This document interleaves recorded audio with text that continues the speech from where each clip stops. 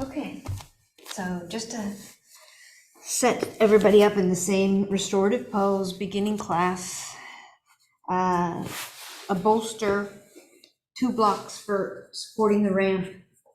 I'm just reiterating this. Your back to the base of the bolster, a blanket rolled about 4 feet long over the ankles, tops of the feet touch, knees go out. The blanket now supports you as you lay back and adjust and readjust until you're comfortable. That low back is supported immediately by the bolster. There's not a gap or a space. Arms at the side, palms facing up. If you need any extra support, find another blanket folded underneath the head if that helps to align the spine and the head. And we're staying here in the restorative pose for the first at least 4 to 5 minutes. So just breathe into this restorative pose and try to feel heavy in your body.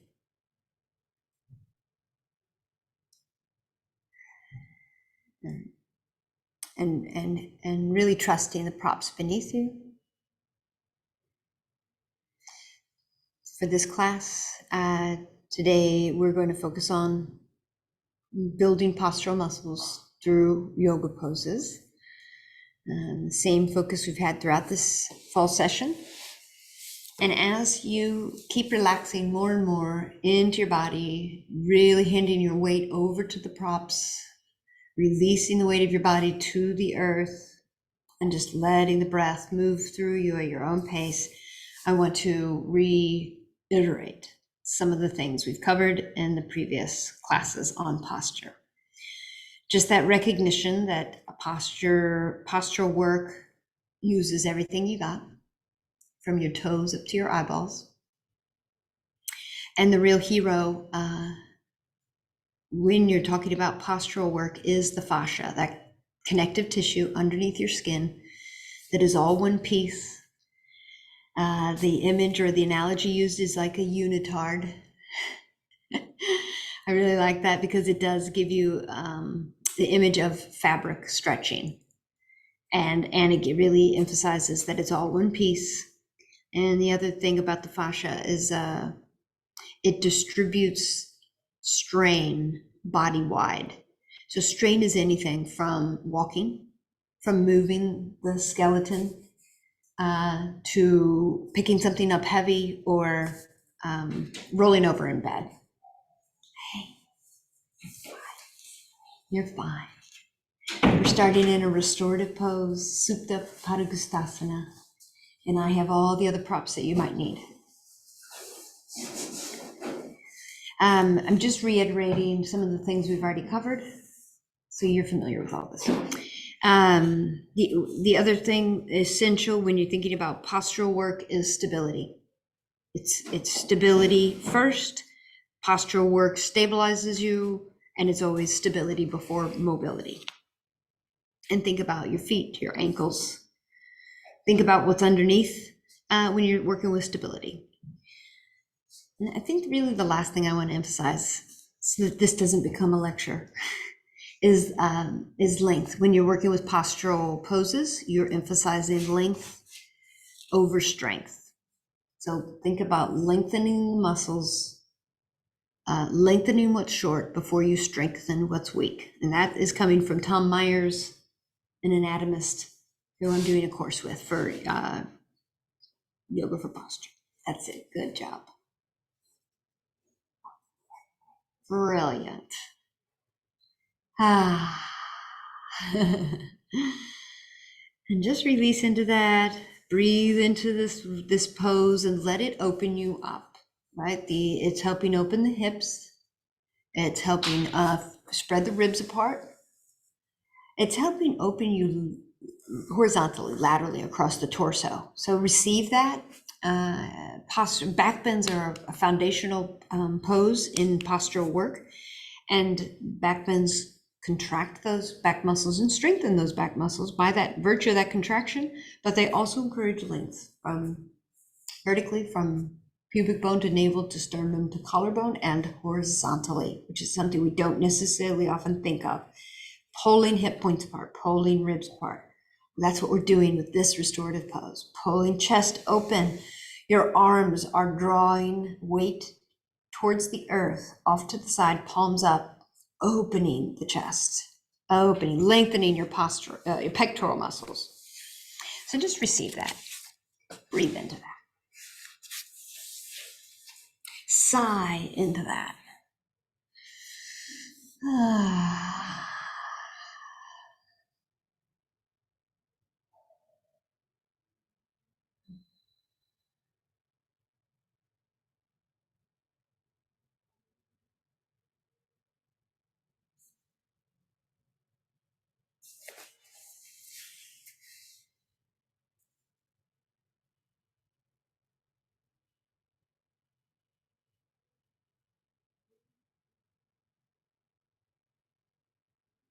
And use this restorative pose just to hand it all over. Practice this letting go. This notion of letting go is such a primary concept in the practice of yoga. Hand this over, hand that over, hand any tension in your body over, hand any worries over. Release it to something larger than you, and in this case, even just sense that you're releasing to the earth.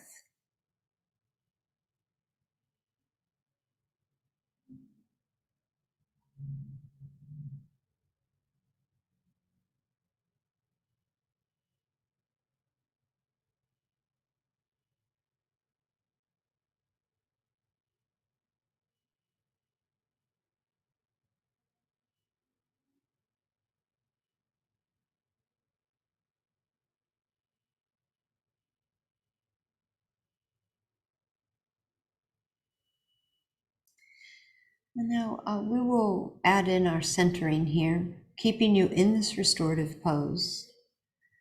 And now invite you to really attune your mind, flexing the mindfulness muscles, bringing awareness, this idea of uniting your body, mind, and spirit. So as you have placed your body and invited this relaxation, now draw the strings of your awareness home and unite your mind and your body, coming home to this deep well of abundance and trust within. Step behind your thoughts, opinions, and judgments. Step behind your big, intense emotions. Go drop down behind that, somewhere deeper within yourself. A place of being, a place without achievement or striving. A place where you are beloved just by virtue of the collection of you, your atoms, your particular attributes, your particular life experiences.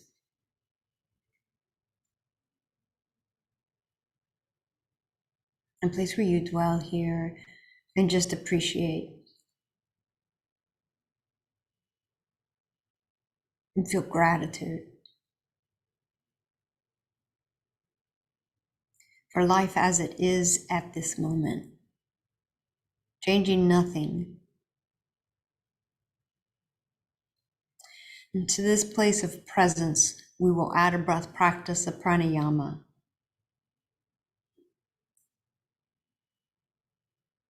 When it feels right, draw in a big, deep inhale through the nose, fill up and hold for 1, 2, 3, 4. Exhale out through the nose. Enjoy that release. When you've completed it, just allow a reset. Inhale, exhale. And at your timing, when it's right, repeat. Big inhale, Fill up the lungs, expand the rib cage and hold. 1, 2, 3, 4, 5. Enjoy the release. Delight in the letting go. And as you complete that exhale, again, take another clearing inhale, exhale, maybe 1 or 2 or 3, so that you start fresh. And this will be our last pranayama. When it's right, take a big inhale, fill up the lungs, and hold. 2, 3, 4, 5, 6. Let go. Let that exhale just drift out of you like air coming out of a tire. It's long and slow and steady and smooth. And when it's out, you return to your own natural rhythm and timing of breath. And to finish our centering, I invite you to place one hand on the heart and the other hand stacked on top. If that's uncomfortable for the position that you're in, then leave your hands as they are. Take a moment to set an intention just for you. And hold that intention at the front of your heart and the front of your mind as we practice. And I share this quote from Albert Einstein. He said, "Nothing changes until something moves. Nothing changes until something moves." Close quotes. And that something could be atoms bumping into one another at this energetic level in your aura, or it could be an arm and a leg lifting and lowering in a yoga pose, or it could be emotions moving in or moving out. Just could develop or cultivate an allowing, a recognition and an acceptance that all things are transitory, that all life is in transition, that nothing remains as it is. With our practice of yoga, we can initiate that movement, be willing to move. We gather our energy, we lift our voices and lift our frequency and our vibrations, and we unite them in the single chant of Om. Exhale, inhale,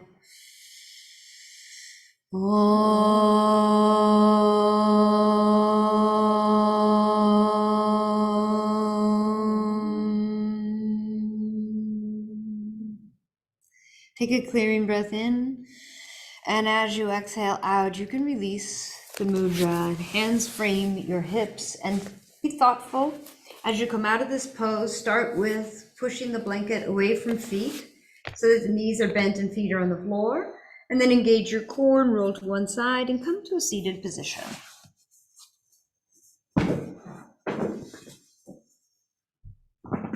Arrange your blankets for seated poses. Take your time.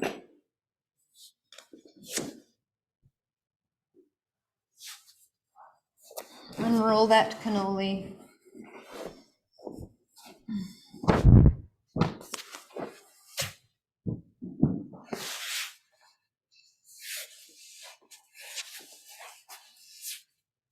Good. And then as you set yourself up, just bring movement. Bring movement to your body to help you level the pelvis, and then take your seated pose. And again, aim to level the pelvis and broaden your base. And let's start with just that humble forward fold.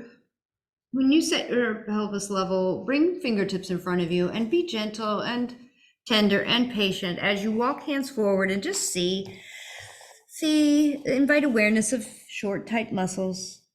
Bow and just go where you get to. Good.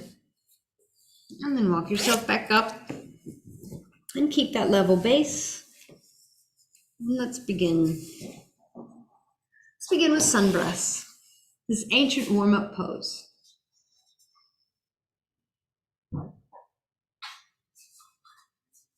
That's a good sign. Did you need less blankets to lift your hips? It's not comfortable. Nice. All right, sit up nice and tall. And perhaps before we even begin sun breaths, we invite this postural alignment. So add a light arch to the low back. Push the sit bones back to help you lift your heart up and feel that juxtaposition, that opposition. Level your chin and lengthen through the back of the neck. And inhale, arms out, up. And when they're up high and when you're ready to exhale, turn the palms away and slow that exhale down. Stretch the exhale. Repeat. Lift the ribs away from the pelvis and perhaps your gaze drifts up, and exhale, go slow, always conditioning your body to stretch your exhale. And at your own timing, when you're ready for that inhale, lift up, stretch up, feel the fabric of the fascia, have a little bit more stretch, and exhale, enjoy.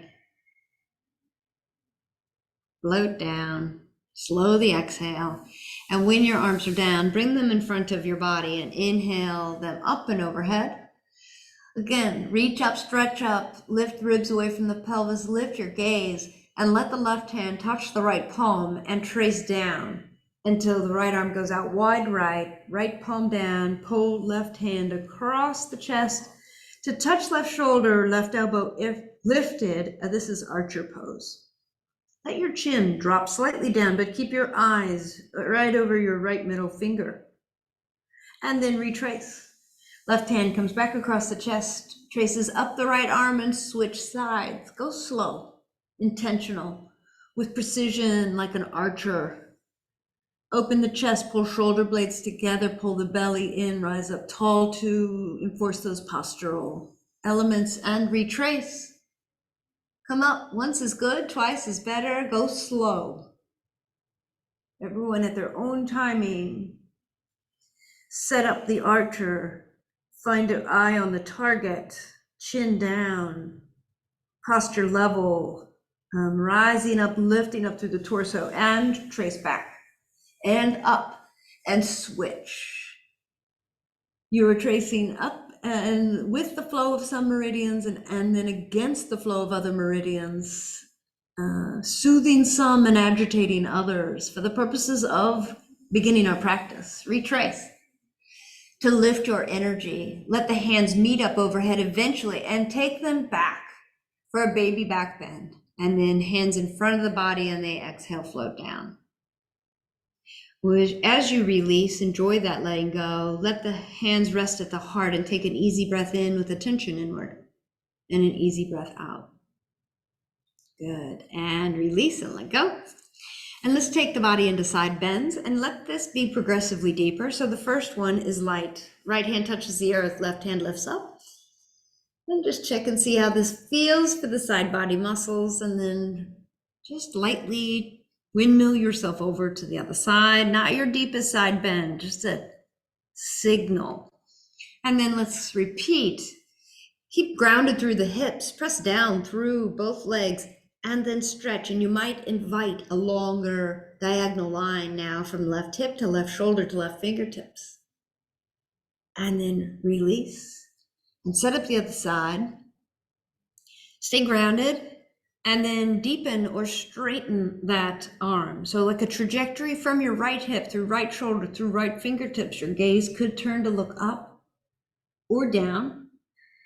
Just what does your neck need? And then rise up and stay up. Well, we now invite a third variation of right hand grabbing left wrist as you pull yourself. How does this differ from the other two? How does it feel in your body? Breathe into this and breathe out of this. And when that exhale is complete, lift up with an inhale. Switch the bind.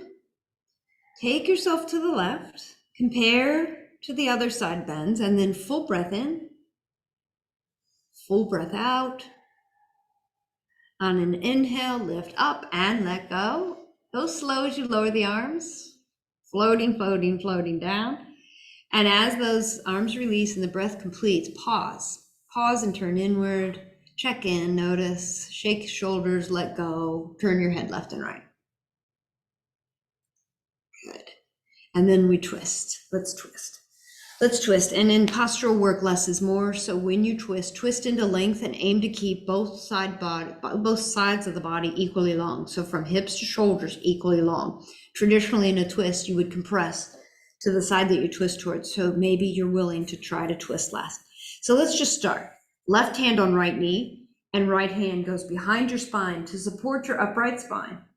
Press down. Let that right hand be right behind your right sacrum.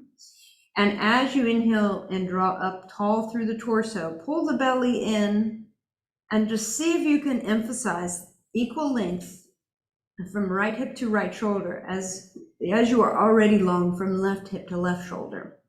And now turn your head and neck, the cervical spine, a little further right and back. But maintain that length as you're able on the right side. Now take an inhale and untwist.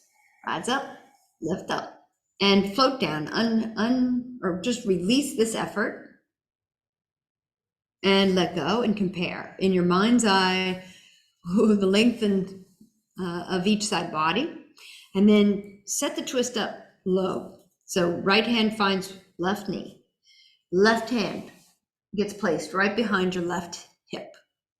Press down to give a little support to your long spine, and your inhale helps you lift a little bit more out of the pelvis, pull the belly in, lift the heart up, a little bit less of a twist, but a great deal of length through the torso. Once you're set, then invite a little deeper twist through the cervical spine by looking a little bit more left, not overdoing. Postural work, we don't overdo.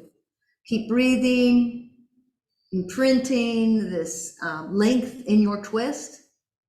Exhale fully. On your next inhale, untwist. Rise up tall, flip the palms forward, and exhale, let go. Good.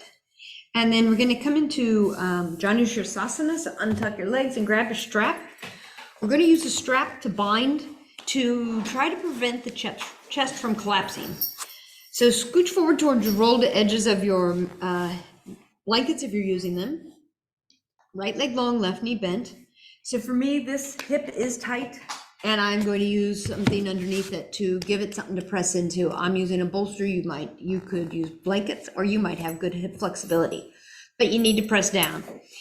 In Janu Shirsasana with one leg long, one knee bent, the typical request is that you either fold forward or you turn to the side and do a side body stretch. And what's really common is that we collapse the chest or round the spine and bow the head. So we're going to see if we can use these props. The offer to help the upper body stay open is goddess pose arms with a strap. So you will have to adjust your hand position. We'll do it together. The other option, if you don't want the strap, is to bind the hands interlaced behind and pull elbows back. So see which one feels better for you. If you're using the strap, hold the distance wider than your shoulders. Lift up, stretch up, feel that, and then bend at the elbows. And it's really common for the forearms to be out at an angle. So you choke up and you keep adjusting until you have what feels like goddess pose, which is upper arms level to the ground and forearms perpendicular to the ground. Press the strap into the back of the head and the head resists, and let that tension help you maintain this upper body pose. As I invite you to twist towards your left knee, press down through right long leg and press down through the left bent thigh or the bent thigh of the left leg. Breath in, grow tall. Exhale, tip your torso towards the right long leg, maintaining goddess pose. Pull elbows back, pull shoulder blades together. Perhaps you don't go as deep as you might if you were allowing more rounding. Breathe into this, hold this pose, use your foundation of your legs, your hips, and then lift up and untwist. And give yourself a free twist, a counter movement to twist left in this pose of openness, and then let the straps go. Shake your shoulders, let it go, wiggle, wiggle, wiggle, and switch your legs. Switch your legs and see if you can press down through right bent thigh and right long leg, and if not, use a prop.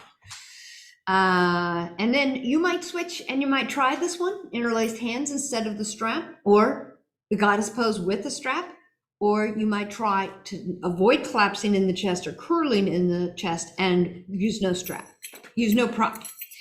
Do the one that you love. The invitation is to really try to do less of Janu Shirsasana and more commitment to open across the chest. All right.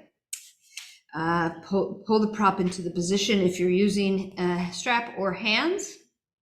Press down through legs, grow tall through the spine, and keep that length. Take a breath in. Exhale, twist to the right bent knee. And then tip towards the left long leg. Stay very active through the legs. Press down through left heel, pull left toes towards left knee. Keep pressing down through right thigh. And then think about elbows pulling back.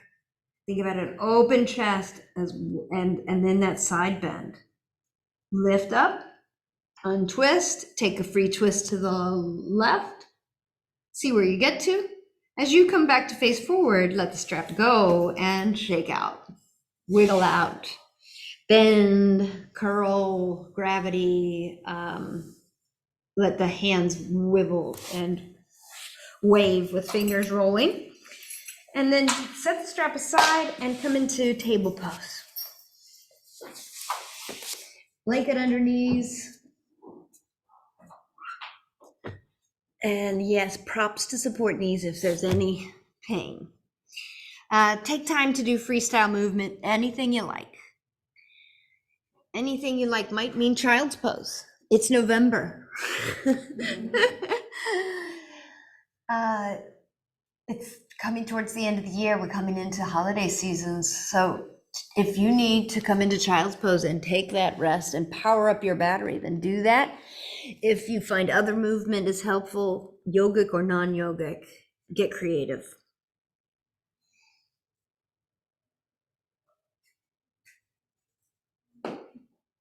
And you take as long as you like in freestyle. It could, because it's practice listening to our body. It's practice of getting quiet and listening, like, what does my body need? You take the time you need, and when you had enough, you meet me in neutral table and take your body through 4 to 6 rounds of cat-cow. Let breath lead. Inhale as your cow back, exhale as your cat. Take as long as you need. If you love one in particular, you feel free to stay there. And an orientation as you move your body in this way is to think in your cow back, bring the back of the skull towards your sacrum. And in your cat back, bring your pubic bone towards your forehead. It's not that they would ever touch, you're just using them as orientation points to see how much movement your spine is open to at this time, at this point of the practice.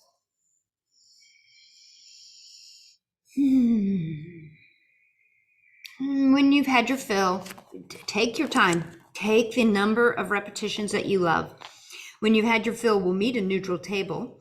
Feel the 90-degree bends at your shoulders and at your hips and at your knees, and step the right foot back long behind you. And keep the ball of the foot on the ground as you push the right heel back. And just stretch the calf. Meet that short muscle. And press back and release, and press back and release a couple of times. Eventually you come back into steady to being immovable, so that you can firm up your muscles and then lift your right leg across and over to the other side, off the left side of the mat. Keep it in contact, the right foot in contact with the ground as you turn to look at the right foot. So feel that stretch from right ankle to right hip to right shoulder. Breathe into this and then let go. Head returns into alignment with the spine, and then the right leg returns and placed bent knee under right hip. Then the same thing on the other side. Step the left foot back. Keep the ball of the foot on the ground and press the heel back release a few times, and just meet that short calf muscle and just give it a little time to lengthen. And after you've done several, you'll come back and you'll fire up the muscles of the leg, of the hip, of the pelvis, of the core, and lift up that left leg and step it over the right leg out wide of the mat and turn to look. at that left leg. And can you feel that from ankle to knee to hip to shoulder to ear? Hold and breathe. Eventually you can release and set it down and put everything back into alignment with the spine. And then just give your hips a little easy shake or sway side to side. And let's come into puppy pose with a hip opener. Step the right foot wide. Toes point forward. And even here in asymmetry, try to level your hips. It's really common for one hip to be slightly lifted, especially that right one. You do your best to level it and then walk your hands forward until you find that diagonal line, arms framing ears, head is not touching the ground, and then pull the left hip toward the left heel and receive the hip opening and the spine lengthening puppy pose. Breathe and feel into this. Hands secure you forward, hips pull you backward, adding that beautiful space. And then let go. Hands walk back under shoulders, right knee pulls underneath right hip. And you can take an equalizing breath in and out. And as you're ready, step the left foot out wide. Connect the foot to the earth. Unless the hip tells you otherwise or the ankle tells you otherwise, you can be on your heel. But if it's available, connect more and feel the stability of the outer ankle. Try to level the hips and walk hands forward. Diagonal line of the spine. When hands are secure, pull the right hip toward the right heel. Keep your heads upright, or not upright, but above the earth. And breathe. Long neck. Nice lengthen your spine, nice hip opening, especially with that leg extended. And then you're free to let go, walk hands under shoulders and put left knee under left hip and sway. Perhaps you do some hip circles. Instead of swaying now, you add a bit more momentum, more movement. If you do hip circles, do 3 in one direction and then 3 in the other direction. And this isn't in between. This is just as big as it delights you. It can be nice and small. And then when you've had that, let go of your props and come onto your belly. Come onto your belly and meet me in Sphinx pose. Put elbows under shoulders, forearms parallel, hands spread out wide. And just see that this is a baby back bend and a gentle back bend. We will be doing a couple variations of back bends. And so if that makes you cringe, this one is doable. And find the baby back bends throughout the practice that feels good. To add a little bit more to this, we'll get into some muscle activation. So point the big toes away from your body, roll the outer thighs so that pinky toes are reaching towards the earth. Feel alive through the thighs, lift the belly up and even potentially off of the earth. Elbows pull towards the ribs, and then add the forearms and hands to support the elbows pulling towards the ribs, and lift the heart, but lengthen the back of the neck. And then release all that muscle tension and lower your body all the way to the earth. Stack your hands, rest your forehead and rock. And arrive to your belly. And maybe you bend the knees and take those lower legs left and right and really release your body weight to the earth.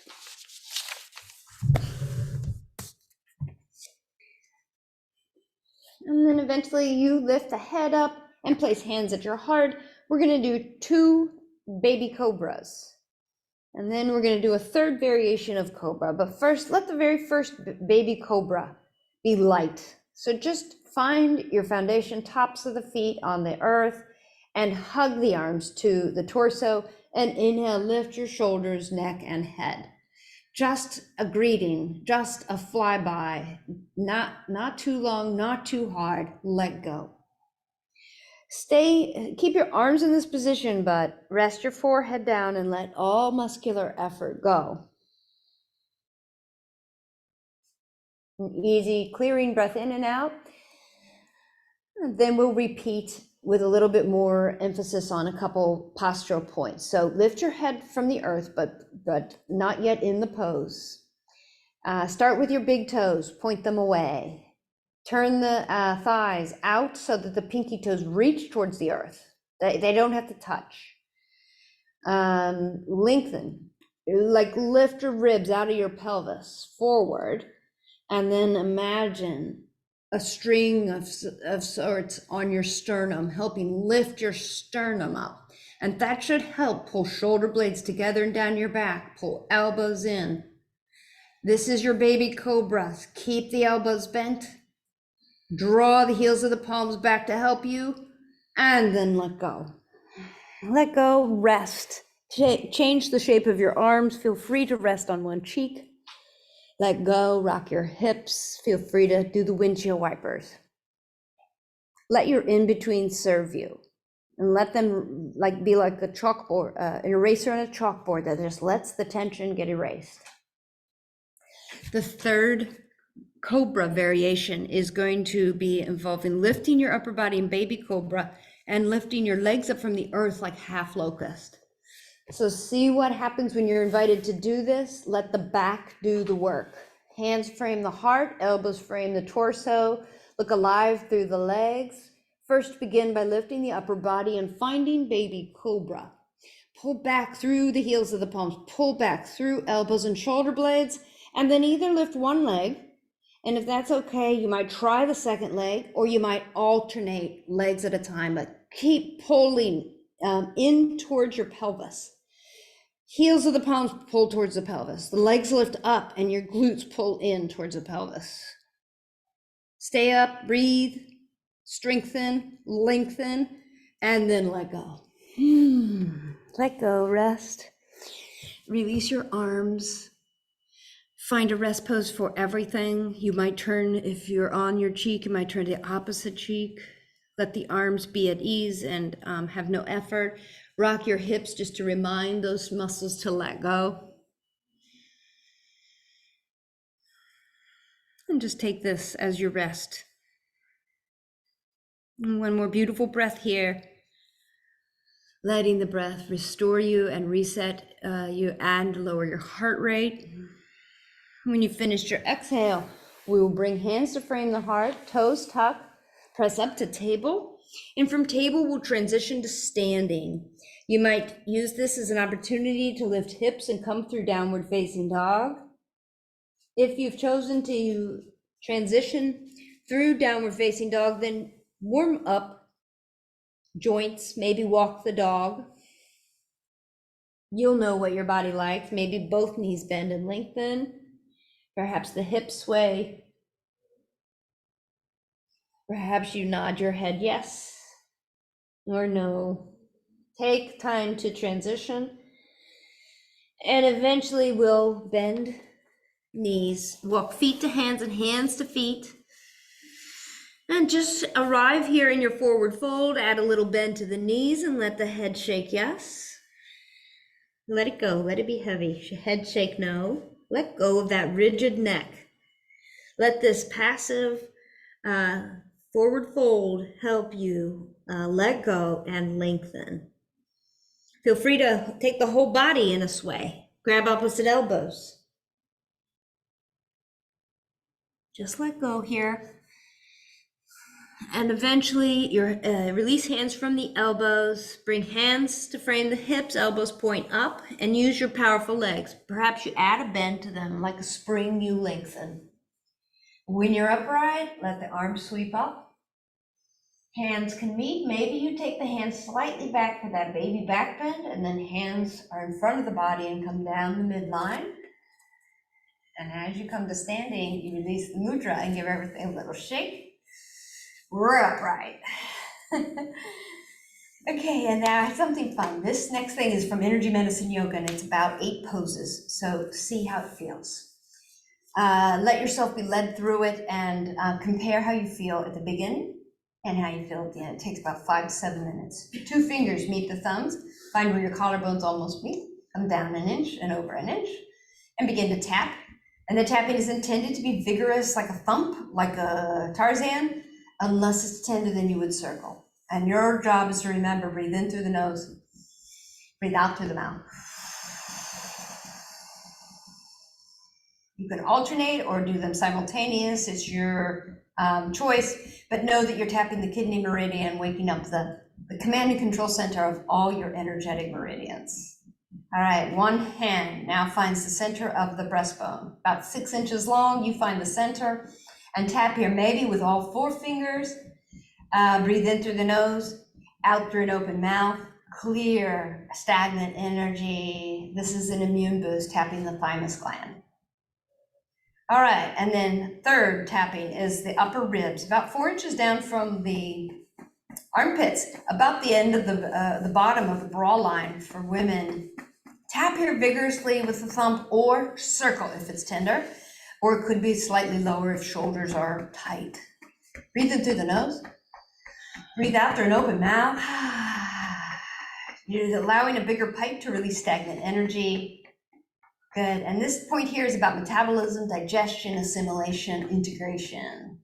And then last of the 4, tapping, thumping, is the bone underneath the eye. Lightly roll fingertips here, finding the bone, not the soft tissue. And you can even tap to the side and above for the whole orbital bone of the eye, tapping lightly. Breathe in through the nose. Breathe out through an open mouth. And then shake your hands out. Pause, place hands on thighs, attention inward, and just see and sense and feel the effects of that tapping. And then lift the hands away from the thighs and start by lifting the thigh to touch the hand. If balance is challenging, keep a big toe in touch with the earth. As balance is okay, start to lift. Do that about 6 times. And eventually we stop. Dust our hands off, shake it off, and cross it over. And start again to find balance and strength. Move. Once you're strong, then lift a little higher. And then you might join me in like a backstroke where the arm goes behind you and crosses the body, because you're made of spirals. And so activating that spiraling design, lift the knee higher if your balance is just fine. Breathe in through the nose, breathe out through the mouth. Go at your own tempo. 1 or 2 more. And begin to slow it down and pause. Bring hands to stack at the base of the torso and call to mind your intention. On an inhale, draw fingers, the breath, and your intention up through the midline, and exhale, spread it out. Take this slow. Follow your own timing. Inhale, weave, intention, breath, fingertips up through your central meridian. Exhale, stretch that exhale. Last one, embody your intention. Exhale. Good. And then seal this in with what's called the hookup. 1 finger on the belly button, 1 finger at the center of the forehead. Lightly press in and lift up as you breathe in through the nose. Out through an open mouth. 2 more times. Breathe in your intention. Breathe out anything in the way of that intention. Connecting the central meridian to the governing meridian here. Exhale through an open mouth. Good. And shake your hands. Now cross your wrists in front of you and inhale, sweep up. And as your hands are up high, right hand grabs left wrist and pulls you to the right lightly. Rise. Let the left hand pull you to the left lightly. As you rise, separate the hands and pull down 1 at a time to really lengthen in parallel. So 1 arm pulls down to help the other arm reach up a little taller. Perhaps the heel lifts of the opposite leg. Perhaps a knee bends, but it's really whatever gives you a sense of elongation on one side. Excellent. And when both hands are up high, let them meet and exhale down your center line. Landing at the heart, and then press right hand up, left hand down, deeply bent wrists, lengthen. Exhale, come back to center. Maybe add a bend to the knees and uncoil like a spring, lengthening. Press left hand up.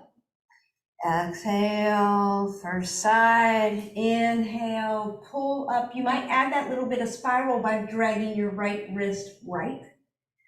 Undo, exhale back to the center line, and press the left hand up. Perhaps you add that little bit of a twist from ankles up through the bent left wrist. And then unwind, hands meet at the heart. Let's lift up and do this weave, cross the wrists, and bring yourself forward and let everything round. So ankles, knees, hips, spine, shoulders, neck, everything soft, pliable, bendable, without alignment. Keep weaving as fingers just kind of skirt the floor.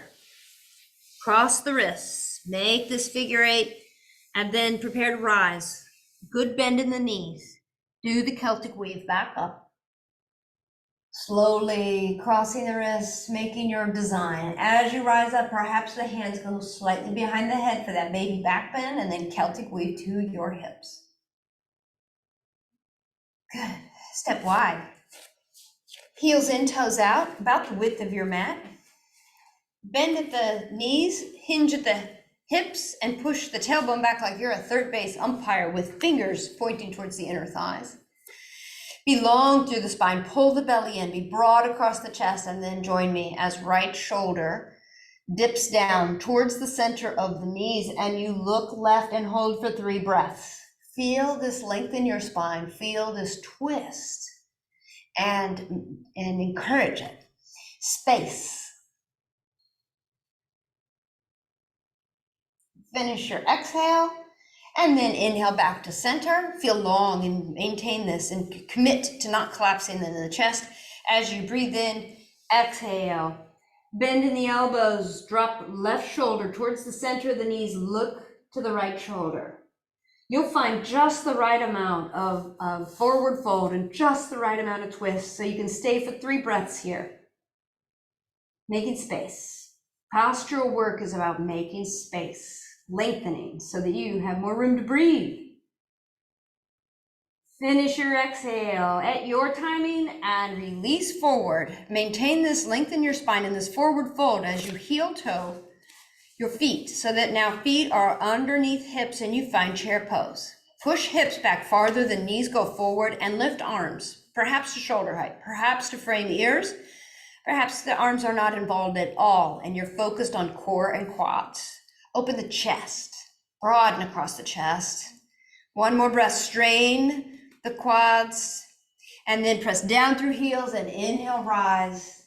Hands meet, perhaps the hands together, go slightly back for that baby back bend, and then come forward and down the midline. And when you get here, take that easy breath in, clearing, cleansing, exhale out. Good, and let go. That's it. That's a sequence from Energy Medicine Yoga. See how you feel. Did it do its job of warming you up, of warming up the fascia? And then let's find mountain pose, and I want to offer a variation. A variation of mountain pose is often suggested that people have parallel feet, but if you look at your foot, it's a triangle. And so to make it parallel, you kind of have to push the outer heels out and almost feel pigeon-toed. And if that works for you, use it. Here's one other offering, is that you bring heels towards one another, and then you allow an inch of space between your big toes. And therefore you have the V. And once your feet are in this placement, press down through the pinky toe, all the way down to the outer heel, lift up through the inner arches. If you squeeze the top of the foot to lift the arches, let it be pressing down through the balls of the feet rather than the toes. So you can do that to lift the arches, and that should have a kinetic chain of movement up the inner thighs, up the back of the thighs, into the glutes, and you can have the shoulder blades come down towards those very active glutes. Is this stabilizing? If it's not, feel free to step wider as I invite you to inhale, arms out and up. Come into Urdhva and try to sense and feel your vertical alignment. Make any adjustments. Neutralize any pelvic tilt, point tailbone down, lift core up. Rise up tall, but lower shoulders away from ears. Maintain this really powerful abdominal muscles to secure the base of the torso. And then turn the palms away and exhale lower. Beautiful. Good, release and let go. And let's see what I have for you. Strap overhead. Strap overhead, we're gonna do a side bend with our arms in the bind of the strap overhead. So not goddess pose, and not interlaced hands, but lifted arms. So rings, one hand holds the rings, one hand slides apart. Choose the mountain pose that you like for feet. If that was helpful, then you might bring that back in. It encourages a really powerful outer edge of the feet and really high lifted arches, if that is what you want to try. Pull the strap apart, lift your heart up, put your pelvis underneath your ribs, and inhale, pull the strap apart as you rise, and then let this feel good. Lift up, lift ribs away from the pelvis, lift the hands up, pull the strap apart. The strap pulling apart really helps you keep the ribs lifted. Stay strong and stay active, and then let's side bend. Keep your heels, your legs, your hips powerful and strong, and let this stretch happen from your left waist to shoulder to elbow to wrist to fingertips. Enjoy it, breathe into it, breathe out of it, and inhale will lift you. Try to maintain this vertical length in the lower half of the body rather than pushing the right hip right. Maintain the pelvis underneath and just let the movement be from the waist above, and check and see, where's my neck, how's my neck? Inhale, rise, and slowly lower by pulling the strap apart. When you get down to your hips, let go of that tension and shake loose and march and kick and dance and wiggle and anything that helps you reset. Because I'd love to try to twist as well with your hands up. And in this position, I hope that you find that this really supports equal length from hips to shoulders. So see if this helps. If your shoulders are saying, no thanks, Mo, I've had enough of this, then feel free to do the twist with arms at shoulder length with no strap. Or any variation really that helps you not to collapse the chest and not to compress the side that we twist towards. Postural work. If you're using the strap, it's wider than shoulders. Activate some tension and find your mountain pose. Inhale, lift. Lift and remain with strap over the crown of your head and stretch up. Like feel you have that millimeter, centimeter more of space. And from this length and from this engagement, inhale and exhale, twist right. You can secure the pelvis, you can squeeze the glutes, you can avoid or neutralize any pelvic tilts, and really commit to being equally long from right hip to right shoulder as you are from left hip to left shoulder. With the body in this position, it eases and enables you to have equal length. Twist into lengths. Inhale, untwist. And just take an inhale and an exhale here, facing forward. If you want to lower the arms, feel free, or change them. If you want to continue, rise up tall, secure mountain pose, and exhale, twist left. Align, try to find your vertical alignment. See if in the twist your pelvis changed. See about the position of your rib cage. Is my head over the base of my support? Your head should be over the rib cage. Just check in, notice where you get to. Be equally long on both sides of the body as you're able. And then take an inhale and untwist. Lower by pulling the strap apart. Go slow. Build the pectoral muscles. And when you're down, and let that strap go. And bring your bolster for something fun. I hope at home you have a bolster. And if not, you're going to use a couch cushion. These are all different heights. This one is going to be placed right on top of your feet. Well, actually, the first version is at your hip crease horizontal. And it's going to come between you and your thighs. And as you squeeze it between ribs and thighs and come into a forward fold, and just see where you get to. See if you can, if this is of assistance or if it just gets in the way of other body parts. The idea is that it prevents overstretching of the hamstrings. Less is more. And yet you still get your head below your heart. You still get lengthening of the spine. Let these arms dangle if you can. Let there be freedom. Let your head say go left and right. And just see how this feels compared to your traditional Uttanasana. And then secure the bolster and lift. And this is another option, is that the bolster or prop sits on top of the feet. And again, you're invited to come into a forward fold But this will assume that you have more flexibility as you walk your hands down, and then it's up, it's some part of your torso, perhaps more of a higher connection than when your bolster was at your hip crease.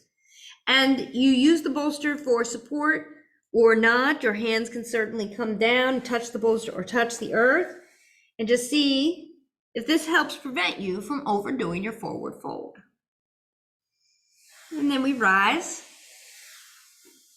up and just shake it loose. Let's do our own forward fold without any prop and see how it feels. We'll do 3 pranams. 2 pranams are going to be, we'll go down and go up. I'll bring you up for the 3rd one to interlace your hands to see if we can prevent that collapsing of the chest. The first one, let it be as it is and let it be a warm up. The second one, I'm going to invite you to be broad across the chest and long through the spine. And the 3rd one, I'll bring you all the way back up to interlace your hands. So find your mountain pose. And inhale, arms out and up. Lengthen. And orient to a vertical alignment, and then turn the palms way into the hip crease. Keep that spine lovely and long. Bend the knees if needed. And come into your Uttanasana.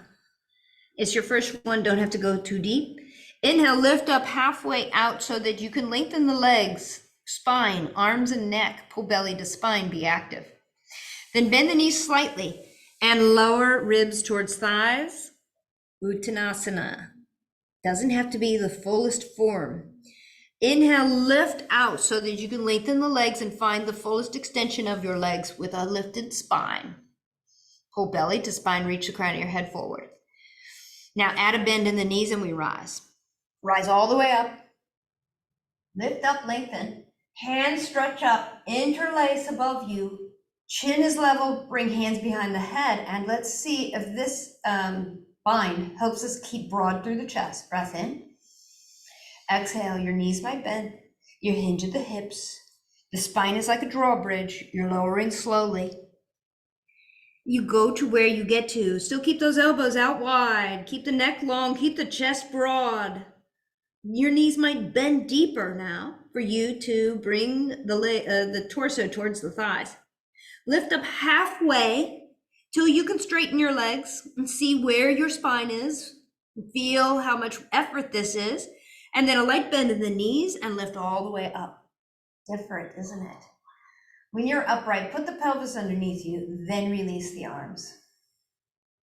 And isn't that different when we prevent the collapsing of the chest? And less is more, even if it's not your deepest Uttanasana. Okay, another fun one. Unless your balance is terrible, on your mat and step on it. If your balance is terrible, you might put the bolster near the wall so that when you're playful, you have support. So this is like shifting sands. Have you ever heard that when you have a sore back, you should go to the beach and walk on the sand because the shifting surface strengthens back muscles. Uneven surface and soft uneven surfaces strengthens your back. So start to shift your weight like a surfer. You could rock forward and backward to more quickly throw you off balance.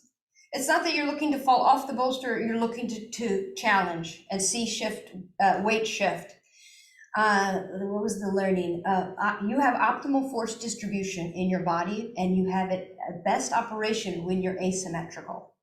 So take yourself in a side bend, a gentle one, be playful, doesn't have to be a yogic. You can feel like you're a surfer. You could take a forward fold. And the forward fold might involve your hips going way far back because you want to counterbalance. Just see what happens in your body naturally with this kind of intuitive movement, and then you can step off. It's just for fun. It's just to see that shifting surface or soft surface does your back good. Okay, now 2 blocks. Bring them to the wall and put the first block at the narrowest width, this, whatever that is, 2 inches, 4 inches, I don't know. The narrowest width, and it's long-wise so that both heels can touch. I don't want the back body to touch, so the head will also have the same width. Put it behind your head, the center of the back of the skull. Your chin should be level. And then if the body is touching, so there should be clear passageway here. If the body's touching, then I'm going to put you at the second width, because what we're looking for is to feel what vertical alignment would be if we had perfect vertical alignment. If this feels weird, welcome to being human. Most people do not have vertical alignment. It's not your fault either. It's not like a character flaw, because 3/4 of the head is in front of the spine. So as you press here, press into heels, press into head, put the backs of your hands at the wall and receive a baby back bend. So this is a doable openness of the chest. Hips are not touching. You could push thighs forward, squeeze glutes, and pull shoulder blades together to deepen this baby back bend. But this is something we could all manage and breathe through and not feel like it's taxing. Good. Release your hands and then put your block between your shoulder blades. So long ways and lower than you think. Not at your upper shoulders, not at your trapezius, but the shoulder blades. And then again, it should be the same width. I feel like this one is almost pushing me forward. So push your heels into the block. You know it's the same width, so you should be able to feel a sense of being vertical. Power up your mountain pose, power up your postural muscles, so add that light arch to the low back. Strong thighs, lift the heart, pull shoulder blades together, and now add the backs of the hands to the wall. And see how this feels. It's just a little bit deeper, a little bit more of a back bend than the first one.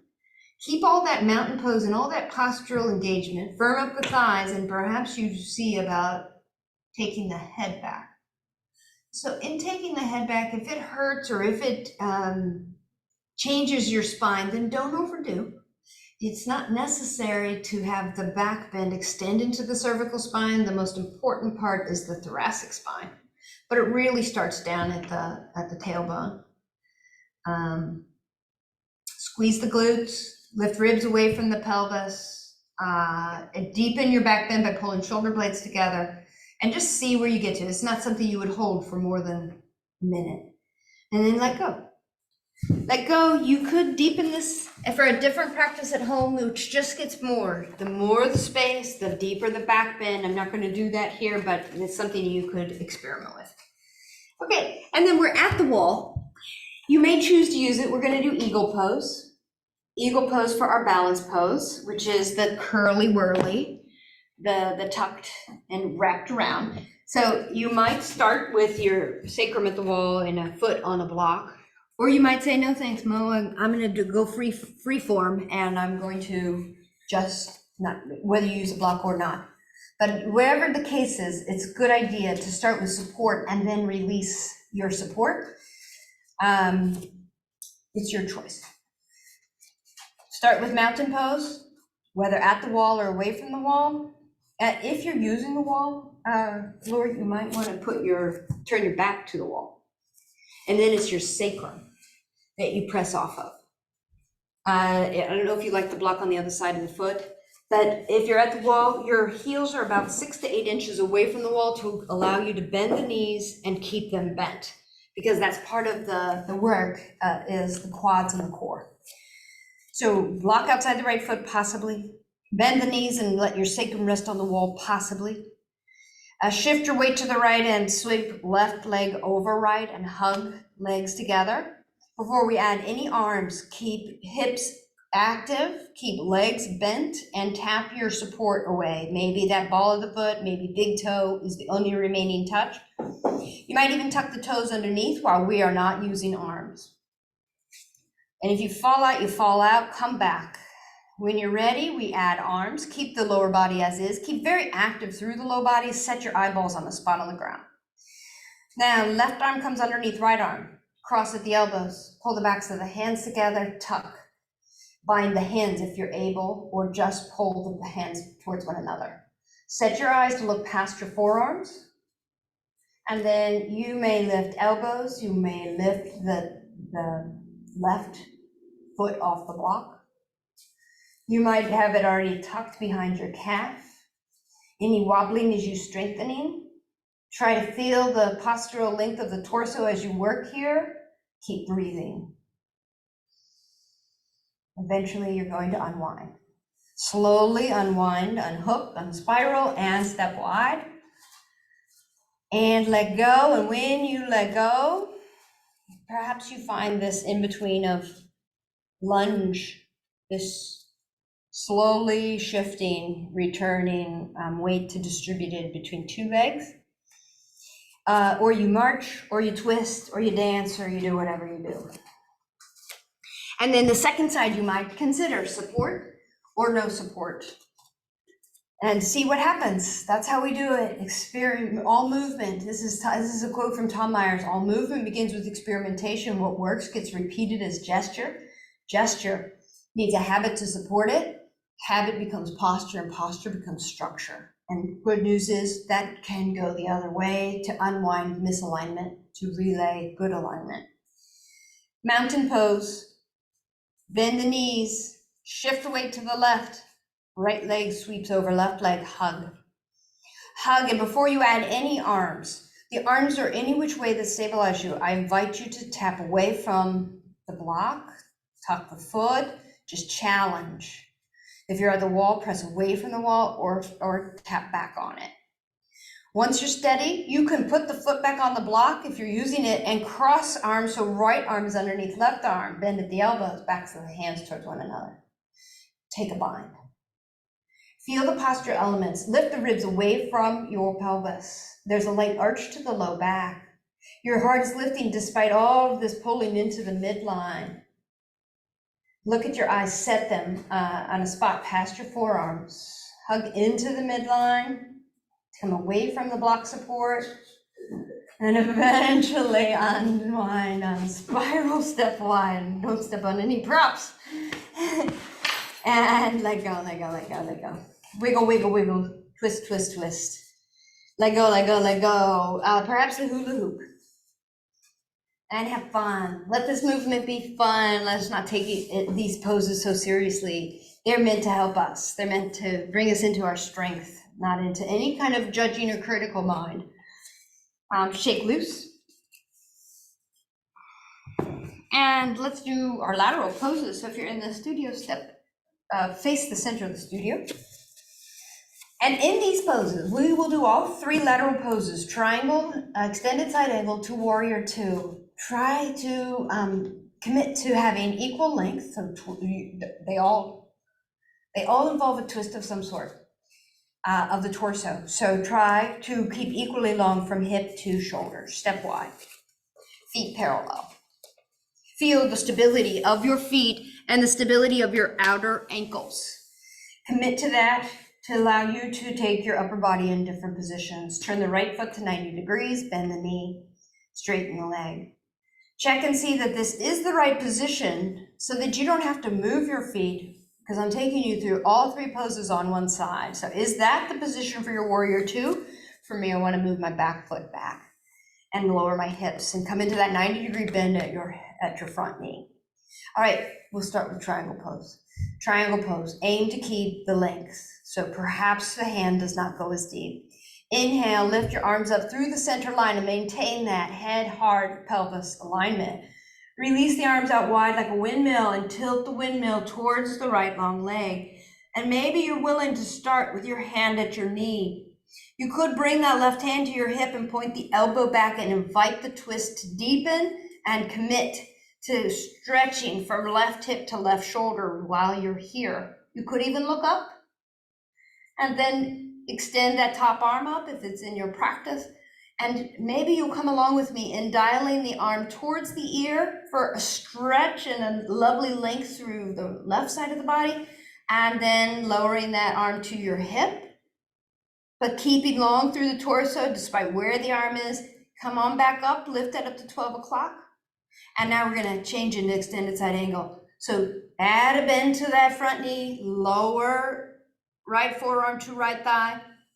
Again, drop the left hand to the hip and pull the elbow back and feel and see if that helps you with the twist, with the twisting into length.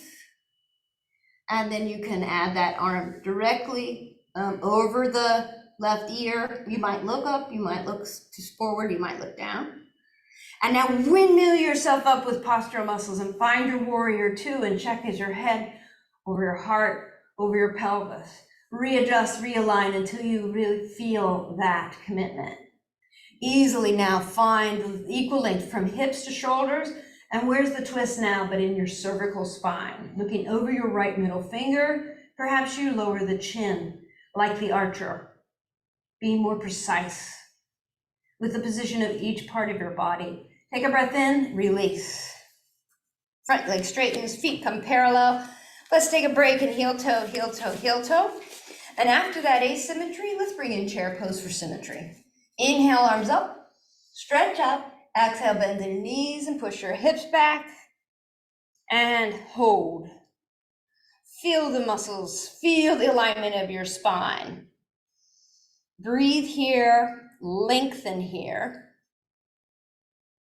Ribs are rising up out of the pelvis, away from the pelvis. And now we release. Press down through feet, rise up. Feel the beautiful release. The hands can go slightly behind the spine and then come and meet and exhale down slowly. And as you arrive, attention inward, take that pause. Release and step wide and take yourself through the same poses on the other side. Feet parallel. As you're ready, left foot 90 degrees, right foot heel goes back a quarter of a turn, and you bend and straighten your front leg till you feel like you warmed up the joint and it's in the place that you like for your warrior two. Then straighten that front leg and let's crisscross over the center line. Rise up tall, windmill arms out, and tilt the windmill towards the left long leg, and bring that right arm to the sacrum. Point the elbow back, invite the twist, and now add a little extra length between left hip and left shoulder. As you maintain that length, if you want to deepen the hand, you feel free. The right arm, can rise. And dial. See how it feels to dial the right arm over the right ear, and then dial the right arm towards the right hip, keeping the length in the torso all the while.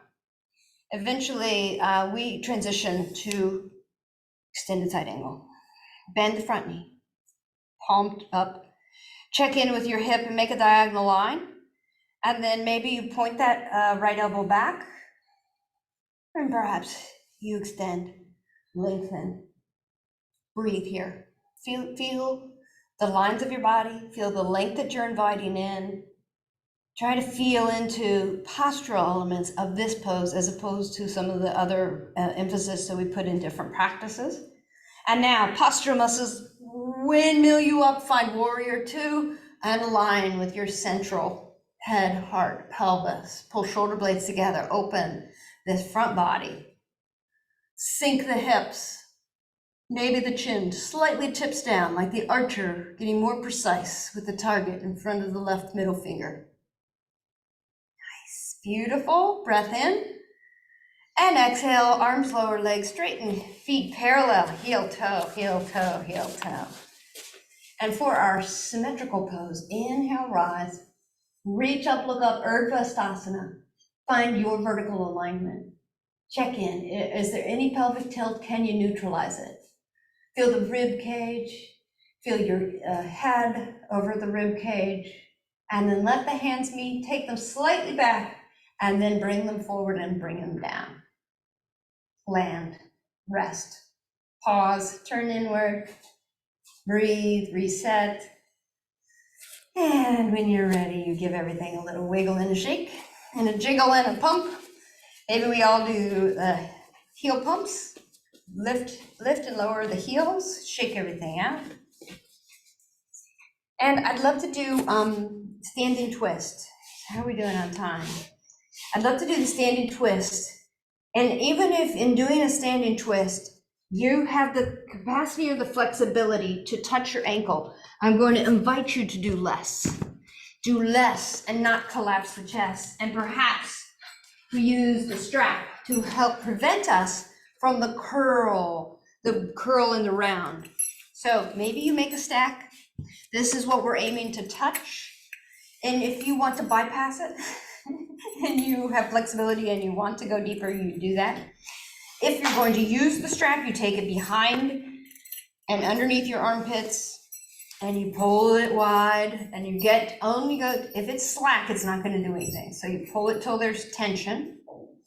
You step wide and you step feet parallel for strength and legs and in outer ankles. Rise up tall. Maybe we all tilt the pelvis. Tilt it back and forth just so you know that it happens. And you neutralize it by squeezing your glutes, pointing the tailbone down, lifting the core. And then commit to keeping your chest broad rather than curling. Breathe in, ribs lift away from pelvis. Breathe out and take your left hand towards the blocks. Pull the strap apart and commit to keeping the chest broad. Doesn't matter what you touch. I just want you to commit to the postural muscles on twist, rise. Again, commit to that pelvis, no tilt, neutralize it, open the chest and twist to the other side. Find the blocks or don't find them. Pull the shoulder blades together, try to keep your neck aligned and then release. Now I'm gonna watch you and ask you to do it one more time. Twist, left hand to the block, go slow. It doesn't matter whether you go down, you might even stay upright. Twist and hold, and then use your strength, your alignment to untwist. Beautiful, beautiful open chest, and take yourself to the other way. Right hand to left block. Excellent. Hold for a moment and emphasize and print this, and then release. Beautiful. And it's so interesting to, you can step together and you can release your strap. It's just interesting to see how much we resist a strap. One of the student in my other class said we should use a broom handle. It's less forgiving than the strap. If we're ever going to do that, we need to just position the ambulance right out front. Okay, I got one last thing to try. And grab your strap, your stretchy strap.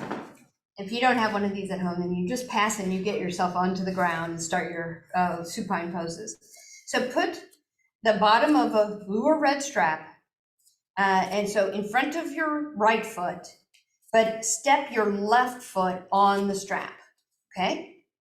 And then your right foot is going to step over the left foot. So there's a cross. Then I want you to be able to either hold the end of the strap or even choke up to get the real, this is a side bend. Put left hand on left hip. Stretch the band long and the left foot is securing it. And then lean left. And if it's not enough of a tension, then you would come back and choke up and try again. You want some resistance, you want the feet working, and you want this extra bit of resistance in your side bend. Feel free to let go of that left hand. You could turn your head left or look down or look up, and then slowly release. And set this up on the other side. Let's see, put the band, the bottom of the band in front of the left foot, right foot steps on it, and then your left foot crosses over the front. And then you check and see whether this band is the right tension or the right length by stretching straight up and leaning right. So this is a balance challenge. This is a muscle lengthener. If there's wobbling in your ankles, good.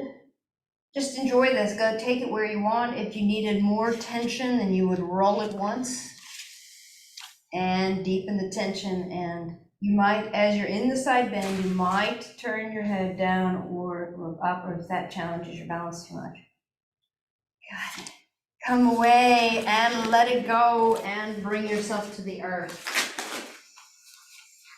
Have the props that you love near for Shavasana. So the bolster's already here. Have it at the lower third of your mat. Maybe you use a blanket for your head at the end. Let's see, I will use this stretchy strap, but you could always use the regular yogic strap. It's a version of Supta Padangusthasana. So just slowly release your weight to the earth, arrive and find constructive rest for a couple of breaths. Maybe that sigh, that Just allowing your body to be heavy and allowing the couple of breaths to help you transition from standing to supine. And then from both knees bent, lift the right foot off the ground and put this stretchable strap in the center or in the ball of the foot and allow equal length. And then as you press the foot long, stretch the leg long and choke up on the strap so that there's some tension. And press your hips into the earth, press your shoulder blades into the earth and feel this traction. And then I might invite you to experiment and extend the left leg long. If that doesn't feel good, then bring it back to bent position. If you have extended it long, press the left heel into the earth and put both straps into the left hand. Right leg long, strap over the right foot, but strap are in the left hand opposite. Extend your right arm out wide. Touch the earth, turn the palm to the earth. First, you might challenge the length of the back of the leg by pulling the strap towards your torso. Don't overdo, just invite that meeting of the edge. And then I invite you to pull the right leg over to the left. Feel free to roll onto the side hip. You go where your body allows. Keep that right arm extended right. You go where there's a stretch, where there's lengthening. You might turn to look to the right arm while your left leg goes left. Some folks go all the way over. Some people are staying at propped up. Go where you get to. And then unspiral. Come on back to where you started. Plant the left heel and give one last pull to challenge the length of your hamstrings, and then bend the knee and let tension go. First, just put both feet on the earth and check in. Take knees side to side even. And then we'll do the other side.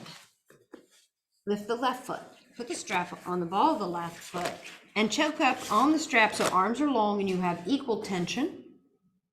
And just check into the length of the back of the leg. You could extend the right leg long. If you do, press the right heel down. And then challenge the length of the left leg by pulling the strap towards your torso, both hands. Just testing, be kind. All right, and then let's put both straps into the opposite hand. So it's the left leg long, so put both straps into the right hand, left arm out to a T, palm down.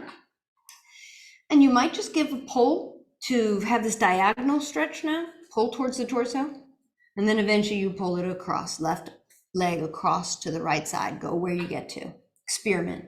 The left arm stabilizes you and remains out wide. Just see where gravity takes you, where it feels safe, where it feels just right. Breathe.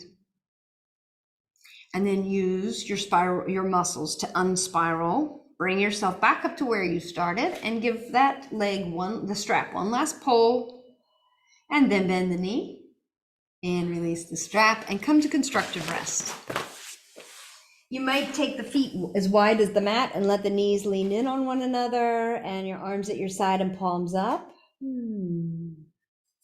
Easy breath in, sigh it out. Letting go, letting go, letting go. Let's do a counter movement. Lift feet off the earth and pull bent knees to the chest.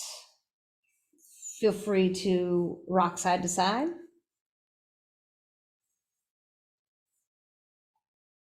And then if you want a twist, you can certainly bring in a twist with both legs, but you have done the twisting with the variation of Supta Padangusthasana.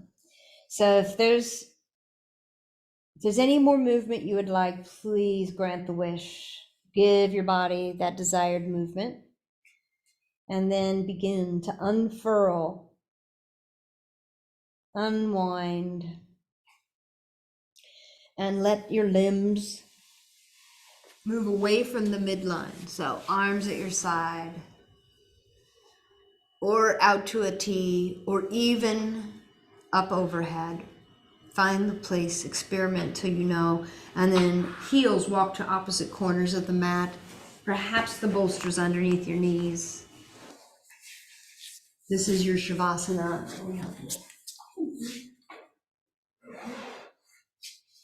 Belinda.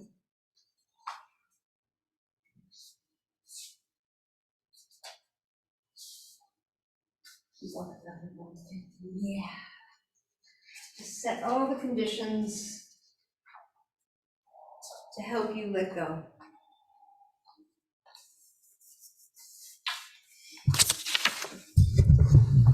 Recognizing that this is a very important part of the practice.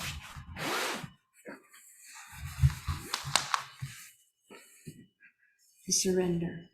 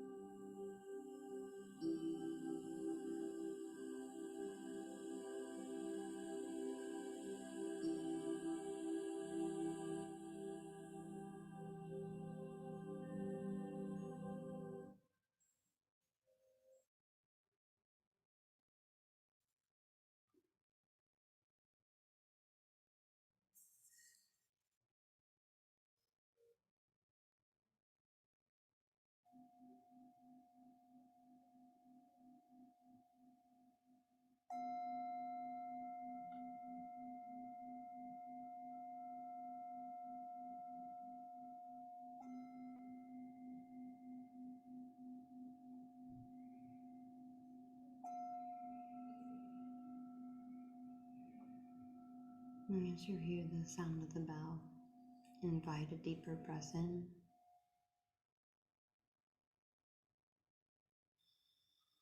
Maybe your first movement is turning the head one way, and slowly and gently the other way. And then invite small movement to fingers and toes, adding more life, pumping through the body by circling wrists and ankles, until eventually it feels good to move bigger muscles and open bigger joints, the stretch and a pressing away of props.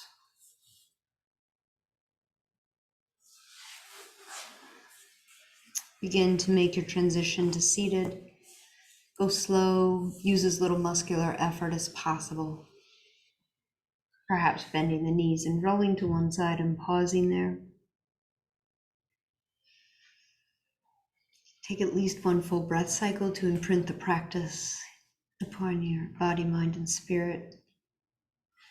And as you're ready, use arms to press your spine upright. Use a prop or any support for your spine. And as you settle, bring your hands to meet at your heart and feel the warmth between your palms. Add a little energy to the mudra by pressing the heels of the palms together and lifting elbows slightly away from ribs to allow space for breath, space for your energy. Name your intention. Recall it, remember it, speak it. Speak it as often as possible so that you bring it forth, you manifest it, you create it, you make it amplified and alive. And I repeat the quote from Albert Einstein. Nothing changes until something moves. Nothing changes until something moves. That recognition that everything is in transition, that everything is always in movement and evolving. And indeed, as are we. And may our yoga practice support that. And now we join our voices. We lift our energy, we unite it, and end the practice with a single chant of Om. Exhale, inhale, Om.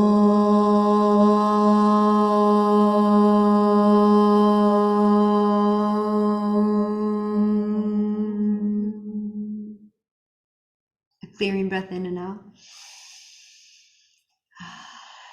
Join me in lifting your thumbs up to your center of your forehead, this energy center of the third eye, the sixth chakra, for clear seeing of your own radiant bright light and the light that is very same in all others.